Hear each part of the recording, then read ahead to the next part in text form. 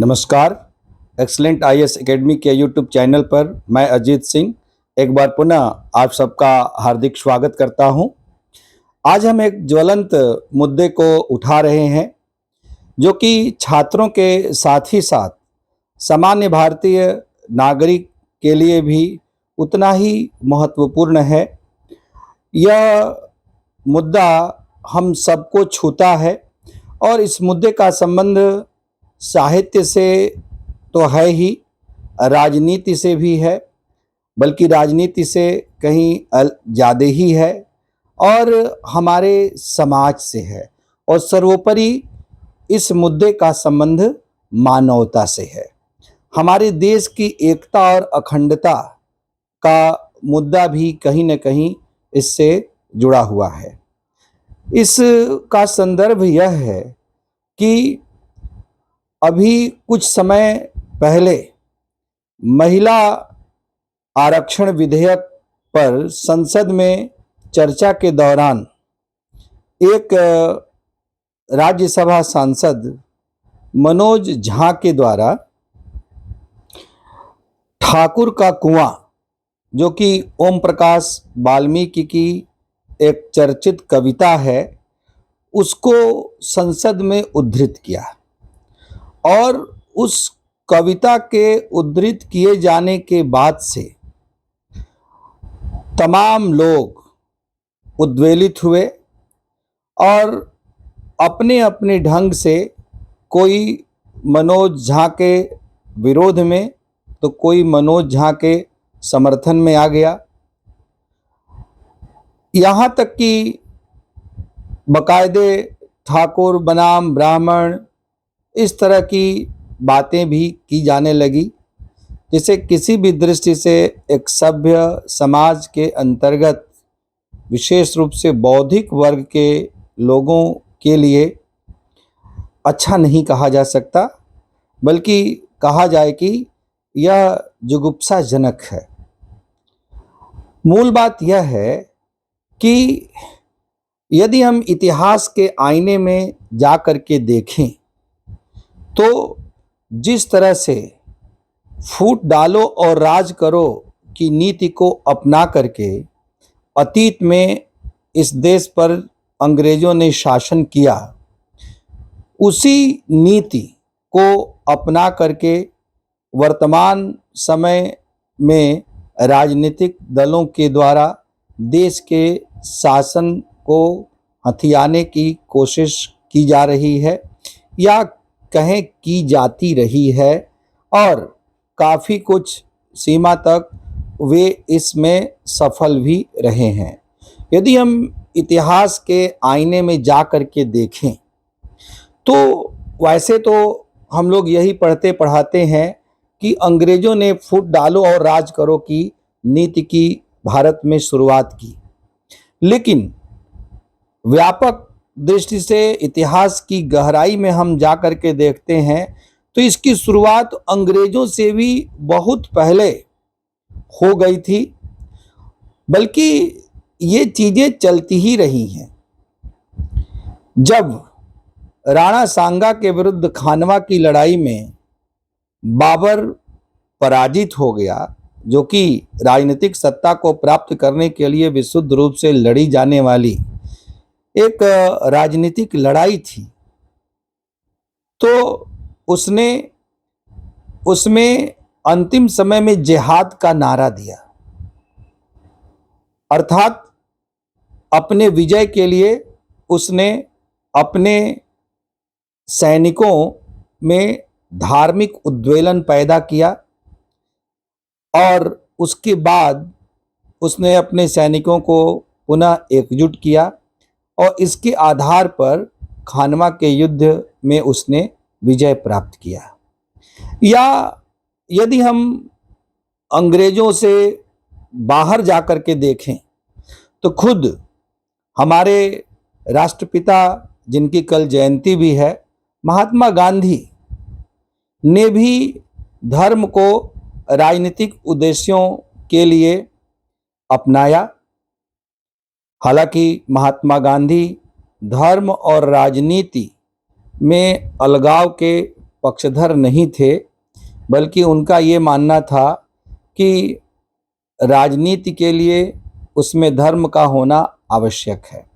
फिर भी उन्होंने खिलाफत आंदोलन का नेतृत्व करना इसलिए स्वीकार किया कि उनको लगता था कि हिंदू और मुसलमान इससे एकजुट होंगे और देश को आज़ादी दिलाने में इससे मदद मिलेगी। अर्थात यदि निरपेक्ष दृष्टि से देखा जाए तो यहाँ पर भी धर्म का इस्तेमाल राजनीतिक उद्देश्यों के लिए किया गया। आज़ादी के बाद बदलाव ये आया कि धर्म के साथ साथ जाति का बड़े पैमाने पर सत्ता को हासिल करने के लिए इस्तेमाल किया जाने लगा। और विशेष रूप से यदि कोई राजनीतिक दल अपने को कमज़ोर पाता है या कोई राजनीतिक नेता जनता का व्यापक जन समर्थन हासिल नहीं कर पाता है, तो ऐसे में वह अपनी जाति का नेता बनने की मानसिकता से कार्य करने लगता है। इस तरह से भारत में जातियों के बहुत अधिक संख्या में नेता हैं और ये दुर्भाग्य की बात है कि राष्ट्रीय स्तर पर वर्तमान समय में किसी भी दल के अंतर्गत ऐसे नेताओं की संख्या बहुत कम हो गई है जिनको कि समाज के सभी वर्गों, समुदायों और संप्रदायों में समान रूप से स्वीकार्यता प्राप्त हो। ऐसे में जब मनोज झा ने संसद में ओम प्रकाश वाल्मीकि की कविता ठाकुर का कुआं पढ़ा तो इसके अपने अपने ढंग से अपने अपने अर्थ लगाए गए। यदि हम साहित्यिक दृष्टि से देखें तो साहित्य को कहा गया है कि साहित्य समाज का दर्पण है। तो जो कुछ भी हमारे समाज में घटित होता है उसका साहित्य में आना स्वाभाविक है। दूसरी बात ये कि जो साहित्यकार होता है, यदि प्रेमचंद के शब्दों में कहें तो एक साहित्यकार समाज के आगे आगे चलने वाली मशाल की तरह से होता है, जो जैसा समाज है केवल वैसे समाज का यथा तथ्य रूप में चित्रण ही नहीं करता है, बल्कि उस समाज के सामने एक आदर्श भी प्रस्तुत करता है ताकि लोगों के पथ प्रदर्शक के रूप में लोगों को वह एक बेहतर विकल्प उपलब्ध करा सके। प्रेमचंद के साहित्य में उनका जो आदर्शोन्मुख यथार्थवाद है वह इसी से प्रेरित है। ओम प्रकाश वाल्मीकि तो 80-90 के दशक के साहित्यकार हैं। इनसे बहुत पहले स्वयं प्रेमचंद ने भी एक कहानी लिखी थी और उसका भी शीर्षक ठाकुर का कुआं ही था। जो ओम प्रकाश वाल्मीकि की कविता है और प्रेमचंद की जो कहानी है, दोनों की मूल चेतना एक ही है। और यदि समाज में इस प्रकार की स्थितियां विद्यमान हैं या विद्यमान रही हैं तो किसी साहित्यकार के द्वारा उसका चित्रण करना और प्रेमचंद के शब्दों में कहें तो समाज को नस्तर चुभोना और नस्तर चुभो करके उस फोड़े का इलाज करना किसी भी दृष्टि से गलत नहीं कहा जा सकता। यहाँ पर हम किसी भी जाति विशेष के पूर्वाग्रह से मुक्त होने का आग्रह अपने दर्शकों से या संपूर्ण सामान्य भारतीय जनमानस से करेंगे। इस तरह के विषय जब कभी भी उछलते हैं तो अक्सर अच्छे अच्छे लोग भी संकीर्ण भावनाओं में बह करके अपने धैर्य और विवेक को खोते हुए नजर आने लगते हैं। लेकिन यहाँ पर इन सभी विषयों को बहुत ठंडे मन से और गहराई में जा करके देखने की आवश्यकता होगी। किंतु निश्चित रूप से किसी भी चीज का एकांगी चित्रण करना गलत होगा। तस्वीर के दोनों ही दृश्यों को प्रस्तुत करना होगा। इतिहास में जिस प्रेमचंद ने उस समय के समाज को अपने साहित्य में स्थान प्रदान किया और सामंतवादी सोच और सामंतवादी मानसिकता के विरुद्ध करारा प्रहार किया, अपनी गोदान में भी उन्होंने झिंगुरी सिंह जैसे लोगों के बारे में लिखा, तो दाता दीन और माता दीन के बारे में भी लिखा, और तो और राय बहादुर अमरपाल सिंह के बारे में भी लिखा। तो चाहे साहित्य हो या राजनीति हो, यदि ऐसे विषयों पर निर्भीक विवेक के साथ बिना किसी पूर्वाग्रह के चिंतन मनन किया जाए, तो यह चिंतन मनन हमारे समाज को आगे बढ़ाने में योगदान प्रदान करता है। लेकिन यदि इसी विषय को पूर्वाग्रह से ग्रस्त होकर के केवल एक निश्चित और संकीर्ण उद्देश्य को पूरा करने के लिए उठाया जाए, तो यह जो है हमारे समाज के लिए अधोगामी होगा और देश की एकता अखंडता को कमजोर करने वाला होगा, और यहाँ तक कि भारतीय जनमानस की सोच को भी विकृत करने वाला होगा। इसलिए एक प्रबुद्ध नागरिक के रूप में हम सभी भारतवासियों को इस प्रकार के संकीर्ण भावनाओं से ऊपर उठ करके देखना होगा। जिन लोगों को जानकारी नहीं है, उन लोगों के लिए हम ये बतलाना चाहते हैं कि प्रेमचंद ने बहुत पहले अपने रचनात्मक जीवन के प्रारंभिक दौर में, जब वे नवाब राय के नाम से उर्दू में लिखा करते थे और जब देश को आज़ादी भी नहीं मिली थी, उस समय प्रेमचंद ने एक पुस्तक लिखी जो कहानियों का संकलन था, सोजे वतन। और सोजे वतन को अंग्रेजों ने प्रतिबंधित कर दिया, इसीलिए प्रेमचंद को अपना नाम बदलना पड़ा और अपनी भाषा भी बदलनी पड़ी, और वे एक नए नाम प्रेमचंद के नाम से हिंदी में लिखने लगे। तो उसका जो मूल कारण था वह था सोजे वतन में उनके द्वारा लिखी गई कहानियां। मैं अभी इस बुरे ज्वलंत विषय में प्रेमचंद के इस पुस्तक का जिक्र क्यों कर रहा हूं, इसका एक निश्चित कारण है। आप धैर्य से सुने, आपको बहुत अच्छा लगेगा। तो सोजे वतन में राष्ट्र प्रेम से, देशभक्ति से ओतप्रोत 5 बड़ी कहानियां हैं, और उन कहानियों को पढ़ने के बाद किसी भी व्यक्ति में अपने देश के प्रति अथाह प्रेम की भावना जागृत होगी और देश के लिए कुछ कर गुजरने की भावना भी जागृत होगी। उसी में एक कहानी है, दुनिया का सबसे अनमोल रतन।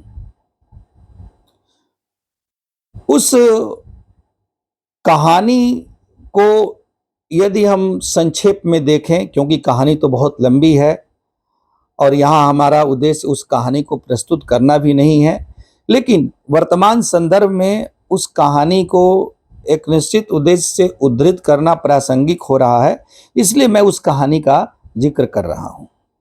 तो उसका सार संक्षेप क्या है? तो तो एक शहजादी है। ये कहानी भारत के बाहर किसी इस्लामिक देश के पृष्ठभूमि में लिखी गई है, संभवतः बसरा की मलिका है जिसका नाम है दिलफरेब कहानी में। और दिलफरेब का एक आशिक या प्रेमी है जिसका नाम है दिलफिगार।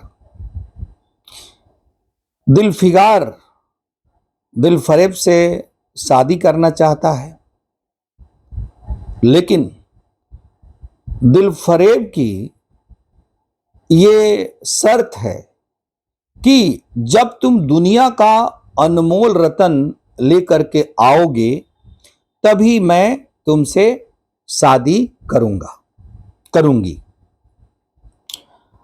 अब आशिक तो आशिक निकल पड़ता है दुनिया के उस अनमोल रतन की तलाश में।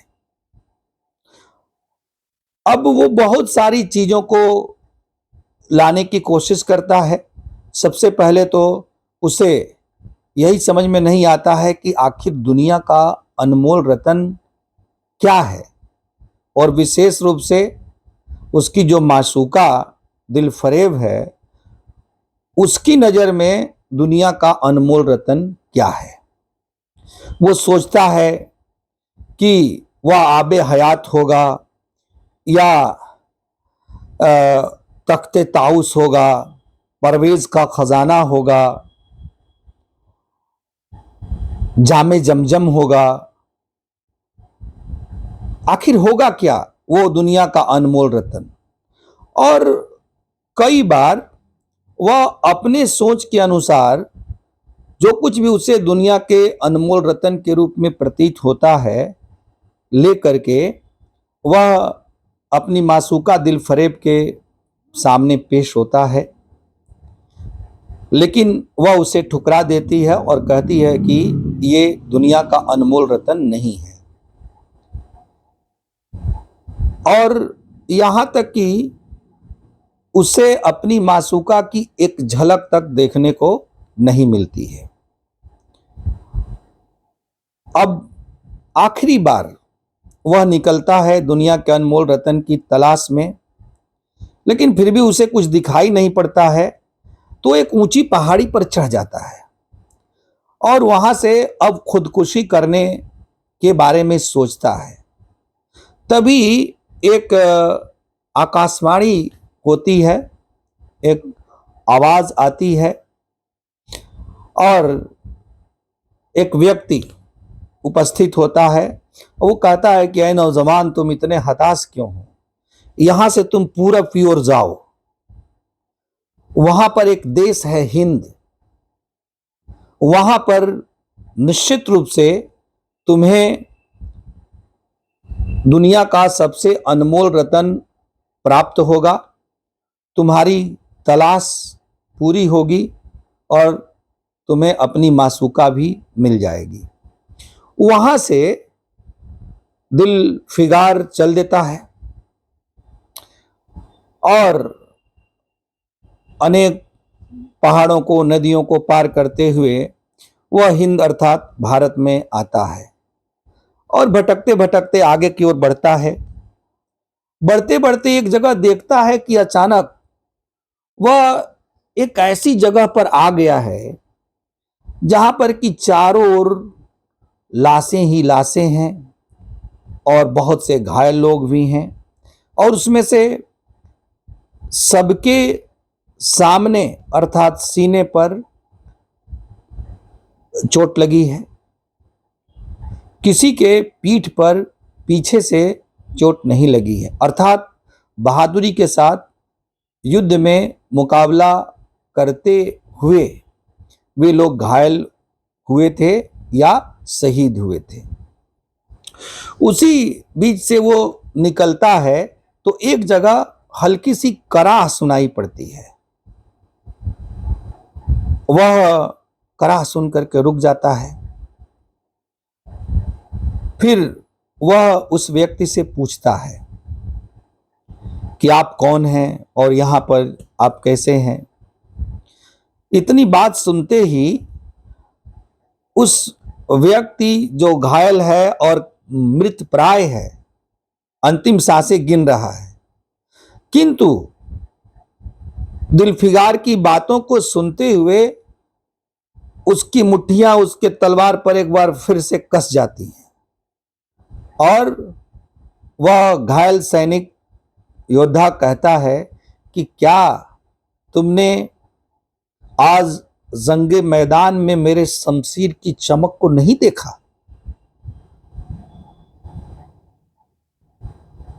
और यह कहने के साथ ही उसकी सांसें थमती हैं और खून का एक कतरा अचानक उसके शरीर से लुढ़कता है। दिलफिगार उस खून के कतरे को अपने हथेली पर ले लेता है। उसे लगता है कि उसे अपनी मंजिल मिल गई। इसके बाद वह चल देता है। अब पहुंचता है दिलफरेब के पास और दिलफरेब के घर के बाहर, चूंकि वह शहजादी थी दिलफरेब, तो उसके घर के बाहर जाकर के ये फरियाद करता है कि तुम्हारा आशिक आया हुआ है और इस बार दुनिया का अनमोल रत्न लेकर के आया हुआ है। इसको मिलवाया जाता है। पर्दा नशी है दिलफरेब, फिर भी वह कहती है कि बयान करो क्या लाए हो, उसकी कैफियत बताओ दिलफिगार से। दिलफिगार अपने हथेली पर जो खून का कतरा है, जो कि अब सूख करके काले धब्बे की तरह से होता है, उसको आगे बढ़ा करके और अपनी हथेली आगे कर देता है और पूरी कैफियत बयान करता है कि आखिर ये खून का कतरा कहाँ से आया है और कैसे ये कतरा निकला है, और सारी कहानी बताता है, जिसके बारे में आपको पहले ही मैंने बताया। चूंकि कहानी फ्लैश बैक में चलती है। अब पूरी बात को सुनने के बाद वह बताता है कि ये खून का कतरा मैं हिंदुस्तान में एक जगह से लेकर के आया हूं जो राजपुताना है, और वहां पर अपने वतन की हिफाजत करते हुए हजारों सैनिक शहीद हुए हैं। उन्हीं शहीदों में से एक शहीद के खून का यह आखिरी कतरा है। जब दिलफरेब इस कैफियत से वाकिफ होती है तो वह अपने पास रखे हुए एक संदूक को खोलती है। उस संदूक में से एक तख्ती को निकालती है, हार्डबोर्ड कह सकते हैं, जिस पर कि एक वाक्य लिखा हुआ है। वो वाक्य क्या है कि खून का वह आखिरी कतरा जो वतन की हिफाजत में गिरे, बेशक वह दुनिया का अनमोल रत्न है। तो जिसको दिलफरेब ने पहले से दुनिया का अनमोल रत्न मान रखा था, वही चीज अपनी तलाश के माध्यम से दिलफिगार लेकर के पहुंचता है। इस प्रकार से यह शर्त पूरी होती है। अब खुद प्रेमचंद ने अपनी इस कहानी में एक शहीद की शहादत और अब उसकी जाबाजी के लिए किस जगह को चुना, तो हिंदुस्तान के राजपुताने के क्षेत्र को। तो यह भी तो एक ठाकुर है और पूरा का पूरा इतिहास केवल एक कहानी की नहीं बात है, पूरा का पूरा इतिहास इस प्रकार के वीरतापूर्ण कारनामों से भरा पड़ा है। महाराणा प्रताप से लेकर के और राणा सांगा तक, और आधुनिक इतिहास के अंतर्गत देखें तो वीर कुंवर सिंह तक। ऐसे में केवल संकीर्ण सोच के तहत एक निहित स्वार्थ में एक खास प्रकार का खलनायक के रूप में किसी वर्ग का या किसी जाति का चित्रण करना, एकांगी चित्रण करना निश्चित रूप से कुत्सित और घृणित मानसिकता का परिचायक है। ऐसा करने वाले चाहे मनोज झा हो या मेरे जैसे कोई अजीत सिंह हो, और ऐसी चीजों की जितनी निंदा की जाए उतनी कम है, इसकी भर्त्सना की जानी चाहिए। संदर्भ से काट करके ऐसे राजनीतिक दलों की राजनीति के लिए इस प्रकार के साहित्यकारों के साहित्यिक रचनाओं को अपना मोहरा नहीं बनाया जाना चाहिए। ओम प्रकाश वाल्मीकि एक समकालीन बहुत ही दलित विमर्श से संबंधित प्रतिष्ठित साहित्यकार हैं। उनकी अपनी एक साहित्यिक चेतना है, और जहाँ पर उनको इस तरह का कोई अन्याय दिखलाई पड़ता है उसके संबंध में वे लिखते हैं।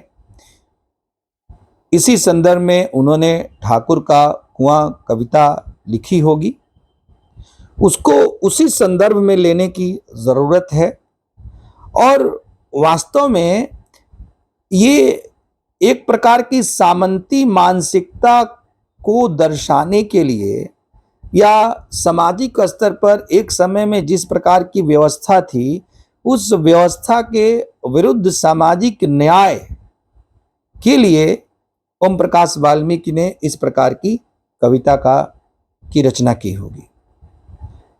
उस कविता से हमारी कोई आपत्ति नहीं हो सकती, लेकिन जिस तरह से सामाजिक विभेद पैदा करने के लिए या वोट बैंक की राजनीति के लिए इस कविता को उद्धृत किया गया, निश्चित रूप से हम उससे सहमत नहीं हैं। और मैं क्या, कोई भी व्यक्ति जो इस देश को अपना मानता है और अपने आप को इंसान के रूप में देखता है, मानवता को सर्वोपरि मानता है, अपनी पहचान एक भारतीय और एक मानव के रूप में देखता है,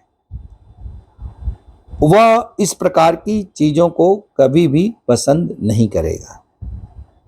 दरअसल हमारे फिल्मों में एक खास प्रकार का नैरेशन गढ़ा गया, और अधिकांश फिल्मों में ठाकुर को शोषक के रूप में और खलनायक के रूप में चित्रित किया गया। उस प्रकार की फिल्मों को देखते देखते लोगों में एक आम धारणा ठाकुर के संबंध में बन गई कि ठाकुर ऐसा ही होता है, जबकि जो लोग किसी पूर्वाग्रह से ग्रस्त नहीं हैं और जिन्होंने इतिहास में राजपूतों के द्वारा दिए गए बलिदान को और आज जिस रूप में हमारा भारत है, इस भारत को बनाए रखने में जो योगदान किया है, उसको जो लोग नहीं जानते हैं उनके लिए ठाकुर और राजपूत मात्र शोषक हैं, खलनायक हैं, और वे घृणा के पात्र हैं। लेकिन मनोज झा तो बौद्धिक व्यक्ति हैं, उनके पार्टी के बड़े नेता ने उनको कहा कि वो बौद्धिक व्यक्ति हैं। ये कहा गया कि उन्होंने प्रतीकात्मक अर्थ में उस कविता को पढ़ा और ठाकुर शब्द संपूर्ण सामंतवादी सोच वाले लोगों के लिए है, न कि ठाकुर जाति के लिए है। काश ऐसा होता, और ऐसा होता तो कोई आपत्ति भी नहीं होती। लेकिन क्या हम सब नहीं जानते हैं कि भारत में राजनीतिक दलों के द्वारा जाति का और धर्म का वोट बैंक के लिए किस प्रकार से इस्तेमाल किया जाता है, किस तरह से दुर्भाग्यपूर्ण स्थिति है कि अंग्रेजों ने जो हथकंडा अपनाया वही हथकंडा आज़ादी के बाद राजनीतिक दलों के द्वारा भी सत्ता को हासिल करने के लिए अपनाया जाता रहा है। कुछ समय से जातिवादी सोच पीछे पड़ी थी और एक राष्ट्रीय सोच विकसित होने लगी थी, और इसकी वजह से जाति की राजनीति करने वाले नेताओं की नैया डगमगाती हुई सी प्रतीत होने लगी थी। इसलिए फिर से इस मुद्दे को उभारा जा रहा है,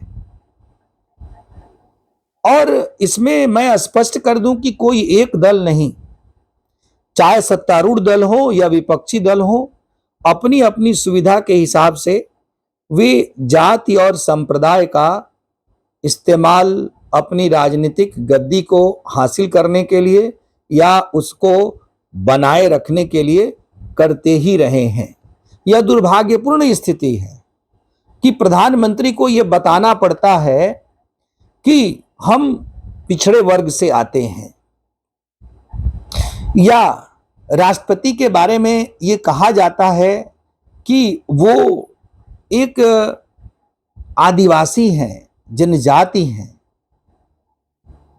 राष्ट्रपति पूरे देश का है, वह राष्ट्रपति है, वह संपूर्ण देश का प्रतिनिधित्व करता है।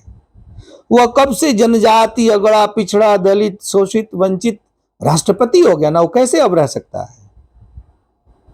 इसी तरह से प्रधानमंत्री तो प्रधानमंत्री है, सत्ता के शीर्ष पर विराजमान है, चाहे वो किसी भी वर्ग से आया हुआ हो। अब वो कहां पिछड़ा है।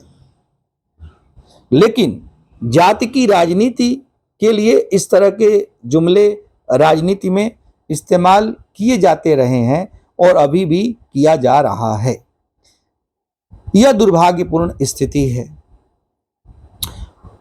वर्तमान समय में राष्ट्रवादी चेतना के प्रबल होने की वजह से जातिगत चेतना धूमिल होने लगी थी।